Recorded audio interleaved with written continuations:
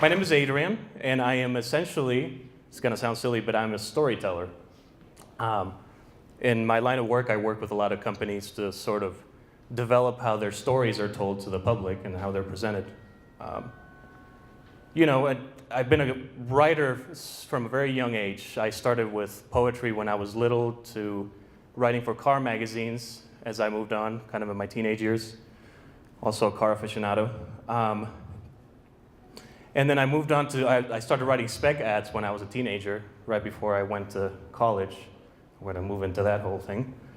So I've always been in love with the craft of storytelling. But then I started to realize recently, within the last couple of years, that there was this other story that I was ignoring. I was neglecting this story, a massive story. You see, I am an illegal immigrant. It's the first time I've said that out loud to a group of people. So I'm shaking a little bit. It's been really hard to sort of accept that for myself. But, growing up with that fear that you have, with the frustration, with the shame of it, it has kept me from really sharing that story with people. I've kept it from everybody in my life, my past girlfriends. I've kept it from friends, coworkers, just scared that people were going to find me out. But most importantly, I kept it from myself. The best way to hide something from somebody is to just not let yourself accept it. If I don't think about it, no one else would know, right? And I have this beautiful quote here by Maya Angelou that really connected with me. So for a little context, I'm part of a group called the Dreamers. Now, it's named after this, basically a piece of legislation called the DREAM Act, and it stands for the Development, Relief, and Education for Alien Minors. So it basically strives to help immigrants, illegal immigrants that were brought here illegally by their parents when they were little kids. I mean, little kids like that. I was a little kid like that. But don't worry, I can feel the room getting a little heavy. I'm not going to sit here and preach about politics. That's a conversation I'm happy to have with anybody at any moment. But this is more about the context of that personal struggle and how it shaped me and how it shaped my creativity as I was growing up.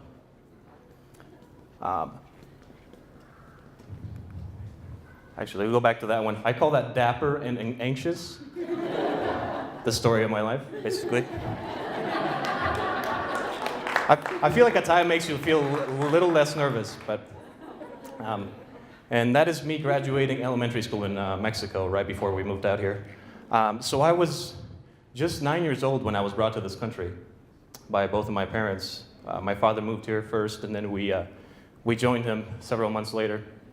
That is actually one of the first pictures that we took as a family when we moved to Colorado from Mexico. It's goofy, everybody has a picture like that. And as you can tell here from the difference between here and here, it didn't take me very long to discover this little thing called the grilled cheese sandwich. Oh, yeah, I got like 2 or 3 chins going there. But at that age, at that tender age, I had no idea what borders were, or green cards, or immigration. All I knew is this is where my father went, and we all wanted to be with him. This is where we wanted to be. So I just went on with my grilled cheese loving self and, went on to live on this creative youth, right? So this is a drawing that I found recently. It is from, I think, a couple of days after I found out about my situation, and I really began to understand it. And I was looking back at it, and I started to think, it's kind of funny that I never finished it.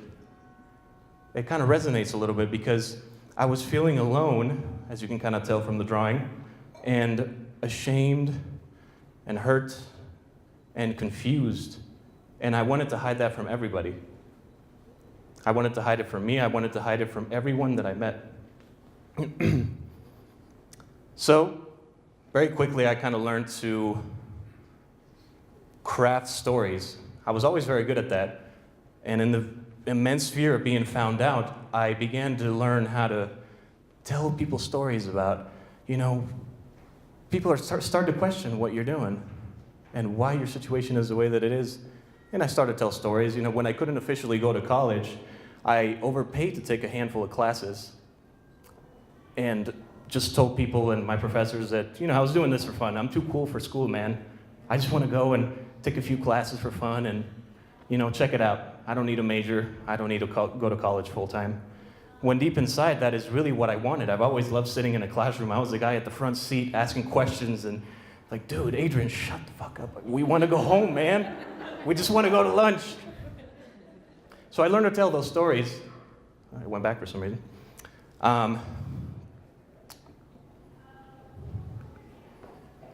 So the problem with hiding something from other people is that it begins to affect the way that you see yourself.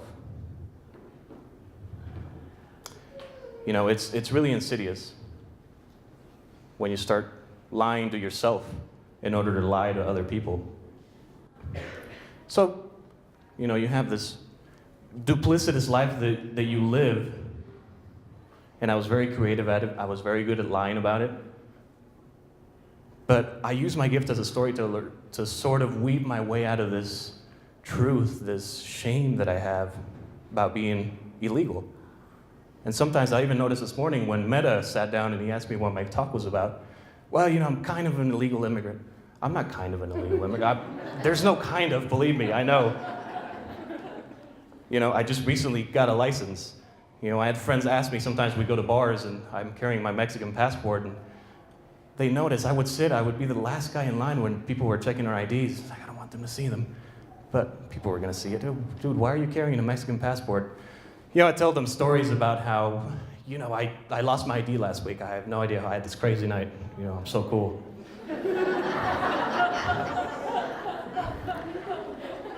I had all these stories about how, I usually put my license in my car. That's where I leave it, so this is easier. I carry my passport. I kind of felt like a spy, actually, a little bit. But hiding in plain sight not only broke my spirit, my creative spirit, it shattered my identity. Who was I? Who am I really? My work started to suffer, my relationships started to fall apart, friendships, girlfriends. I started going down a very dark path, a path that on the night of October 8th of last year led me to an attempt to take my own life. Thankfully, a failed attempt, and I'm thankful that I survived and that to be sitting here and telling you the story and sharing that with you, because I feel like we all have moments where we sort of think about it and we're all ashamed to talk about. It's hard to talk about immigration. It's hard to talk about suicide. It's hard to talk about the demons that we all carry inside.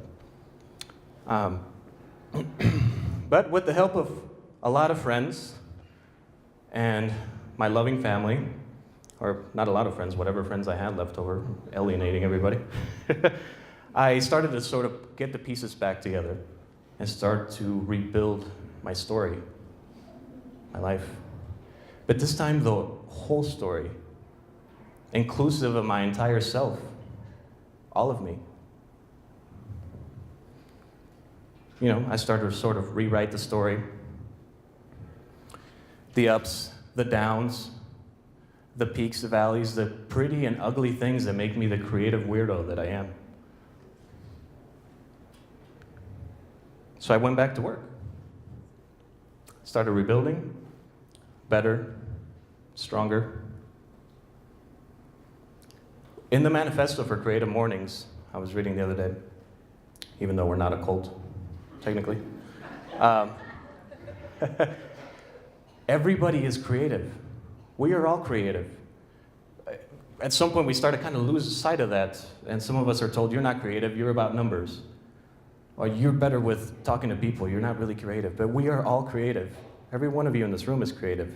And creativity thrives when devoid of the borders that you build inside your own mind, in your head. You have to get rid of those borders. So I'll leave you with a little thought. Imagine as a creator what your life would be like if you never held back again. Thank you.